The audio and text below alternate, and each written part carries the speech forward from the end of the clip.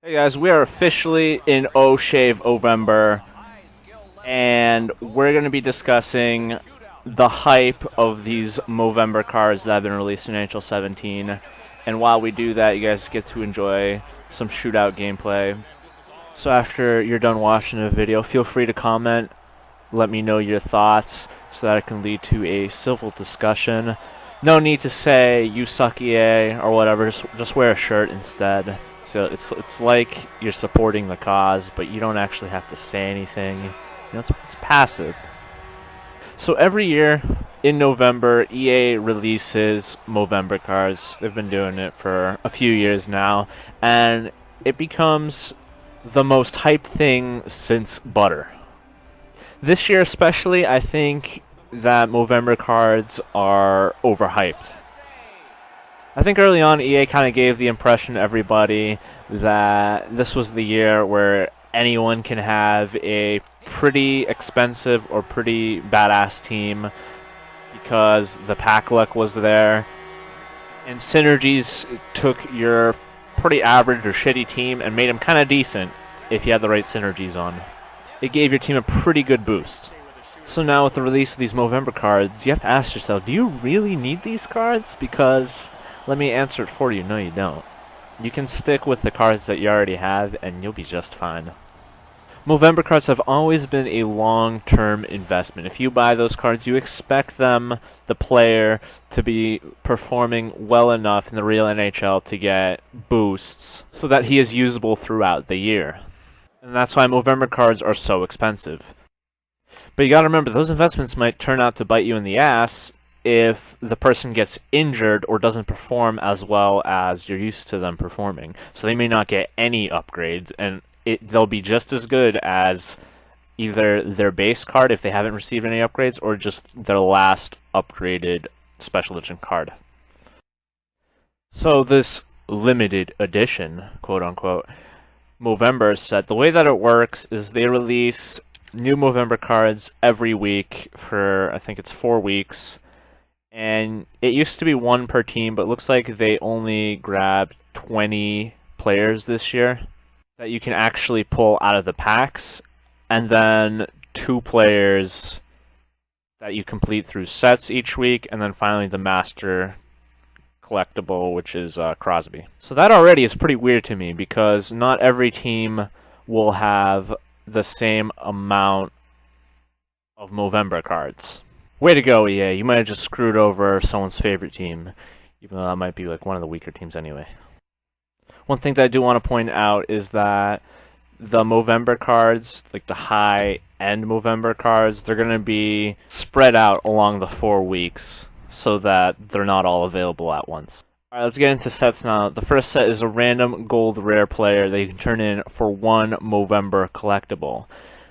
Now, this gold rare player that you get is kind of like buying a pack where there's a certain amount of rare cards in there that are only going to be players this year.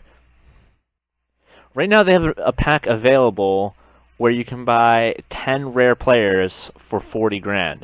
And that's a way better deal than turning this 1 Movember collectible into a gold rare player. The only way that I imagine this could be beneficial is if the Movember collectibles get cheaper and cheaper, where it costs maybe like, I guess, under 4,000 for one of them.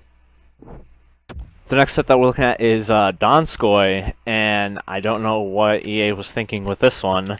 It takes 3 carbon collectibles and 2 Movember collectibles, so I'd say about 200k to get this player. And Donskoy is like an 80, like 2 overall player, and I don't think he's that great in the real NHL to really warrant any kind of player upgrades.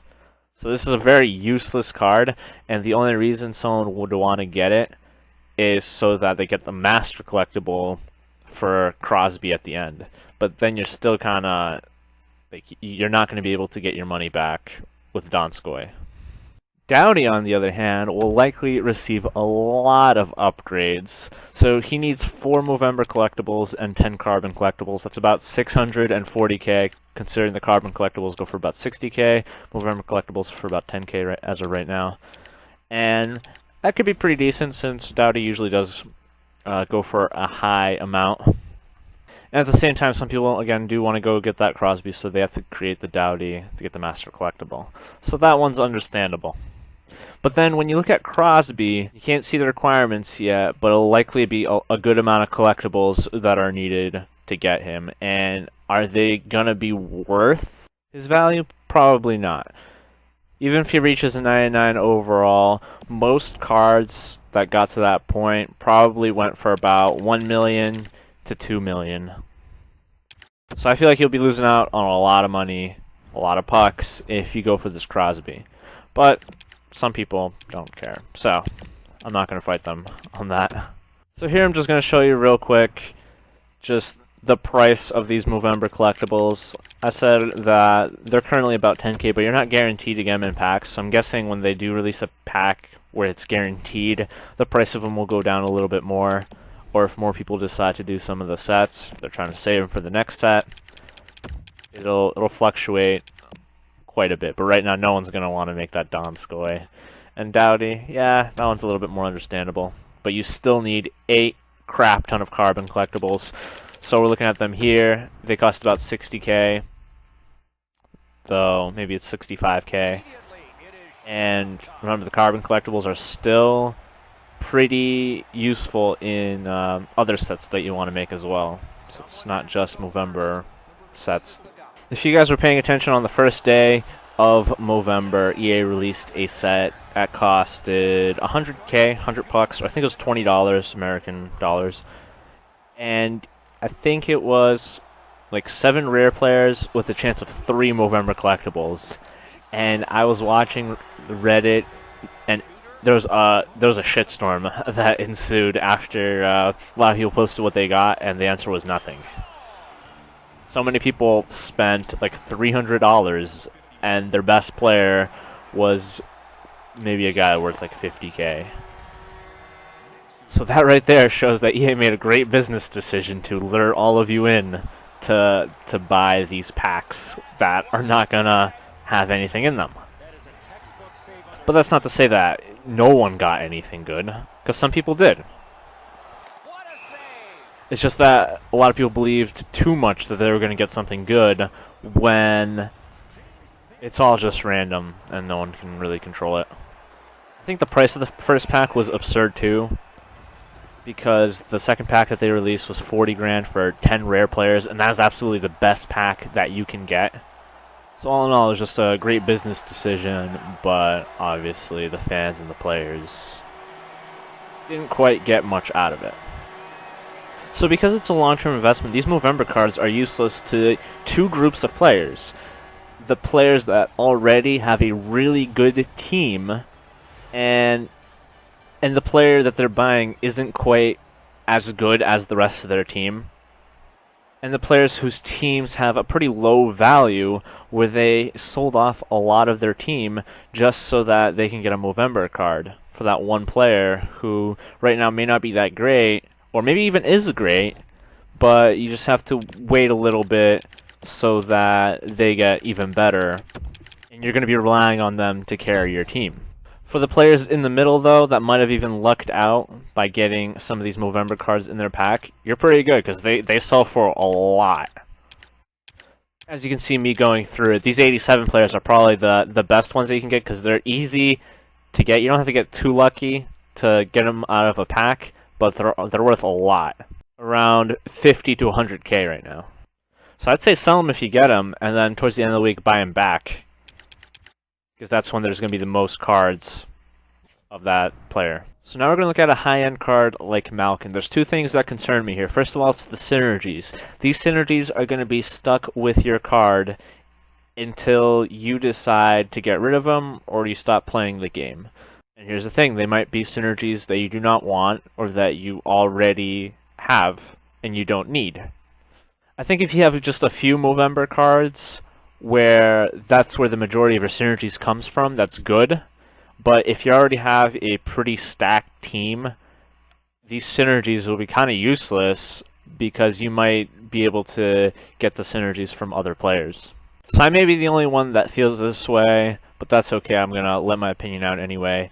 I think the synergies should be dynamic. You can choose what you want for like 1 or 2 synergies just so that it can fit in with the rest of your team.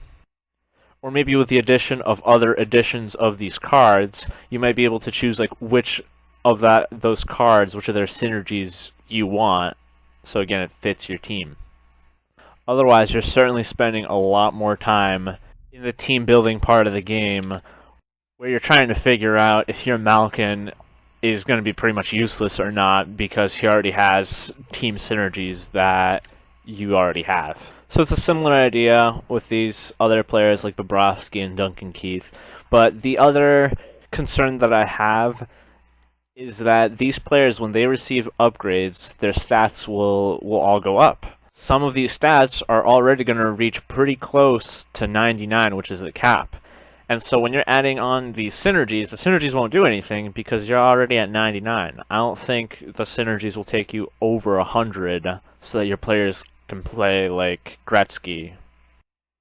You might just be better off buying some cheaper, low to average Movember cards that you think are going to be doing pretty well throughout the season, and have them reach about like 90 overall maybe by the end of the year, and then the synergies boost them even higher so that they can pretty much play just like a high-end player.